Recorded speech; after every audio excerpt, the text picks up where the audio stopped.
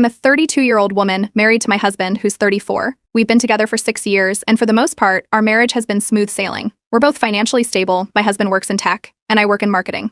On top of that, I inherited a significant amount of money from my grandfather a few years ago. He was a savvy businessman and left me a clear stipulation in his will. The money had to go into a trust for any future children I might have. It was non-negotiable, and frankly, I agreed with his decision. The trust fund was meant to provide a secure future for my children, free from anyone's interference, including mine. When our daughter Lily was born 2 years ago, I set up the trust fund just as my grandfather intended. The terms were strict. No one, not even my husband or I, could access the funds. The money would remain untouched until Lily turned 25, at which point it would belong to her entirely. I didn't think much of it at the time. It seemed like a smart, responsible thing to do, and it gave me peace of mind knowing Lily's future was secure. Enter my in-laws, John and Carol. On the surface, they appear well off. They live in a big house, drive fancy cars, and take vacations to exotic places. But anyone who knows them well can see the cracks in the facade. They've always been reckless with money. John has a gambling problem, and Carol is obsessed with get-rich-quick schemes. They've made terrible investment decisions over the years, and while they've managed to keep up appearances, it's clear they're not as financially stable as they pretend to be.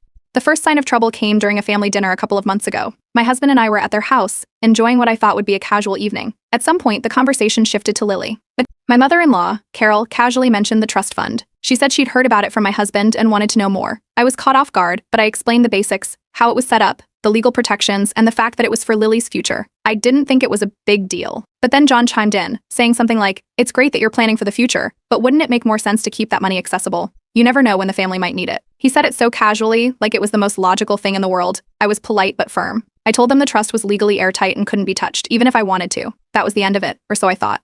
Looking back, I should have seen the red flags when Carol laughed and said, "Family should come first, don't you think?" It wasn't just a passing comment. There was a certain edge to her tone, like she was testing the waters. I brushed it off at the time, but now I realize that was just the beginning. A week later, John and Carol showed up at our house unannounced. This isn't unusual for them. They've always had a habit of dropping by without warning. They said they wanted to talk, so I invited them in. Once we were sitting down, they got straight to the point. They wanted me to adjust the terms of the trust fund. They called it a family safety net and argued that it was only fair for the money to be available in case of emergencies. I was stunned. It was such a blatant request, and I couldn't believe they were serious. I calmly reiterated what I'd told them before. The trust fund was locked down. I couldn't change the terms even if I wanted to.